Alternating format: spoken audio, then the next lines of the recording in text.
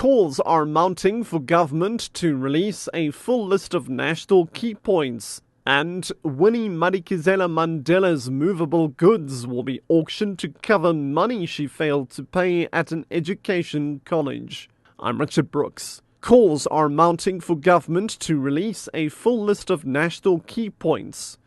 This follows Justice Minister Jeff Radebe's statement that the Waterkloof military base in Pretoria is not a national key point, but a strategic military base. The base has been in the news after it was used by the Gupta family and their wedding guests.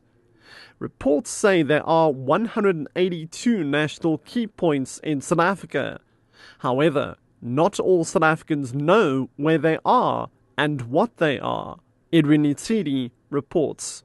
Previous calls for the release of a list of national key points have been ignored by government. Earlier in the year, State Security Minister Siyabonga Cwele said the release could aid culprits who want to harm the president or others protected by the National Key Points Act. Right to Know campaign's Dale McKinley says should government refuse to release the list of national key points to the public, they will go to court. Our only real option at this stage is to take potential legal action, and that is what we are considering at the moment. The SAPS has said there will be 197 national key points by 2016. Struggle veteran and ANC MP Winnie Madikizela Mandela's movable goods will be auctioned to cover money she failed to pay at an education college. The items that will be auctioned include paintings, chairs, tables, and sculptures.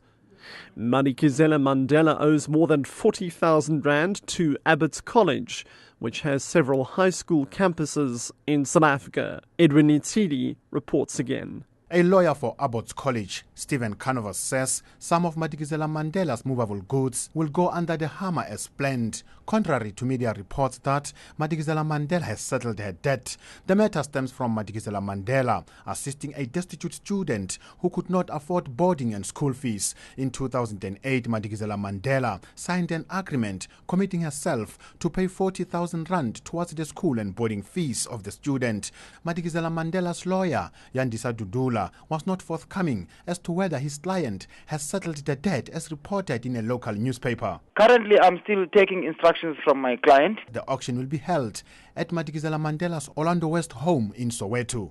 Renowned TV and radio presenter Vuyo Mbuli's death has been attributed to a pulmonary embolism.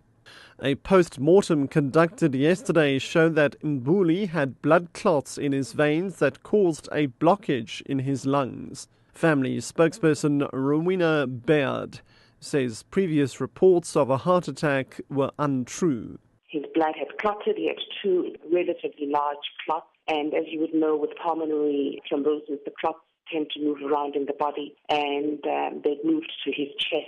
And hence he complained of chest pain, and hence initially we thought it was a heart attack.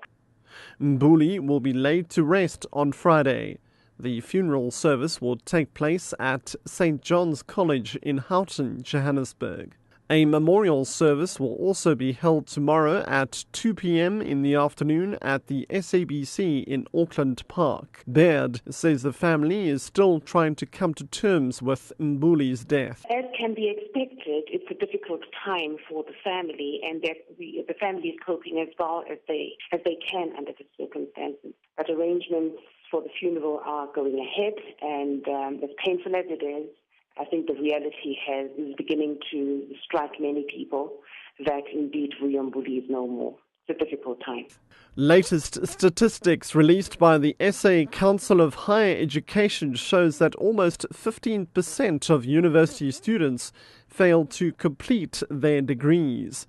This can be attributed to poor preparation and incorrect course selection at high school level. President of the SA Association for Institutional Research, Nicoline Murdoch, says some people are just not cut out for tertiary study. It is the responsibility of tertiary institutions it is their responsibility to actually do something about these issues. Institutions need to investigate why students are dropping out, and they need to take responsibility. Often you hear institutions blaming the school system or putting the blame in other places. I think they should plan, start planning quite early in their secondary school career, in their high school career.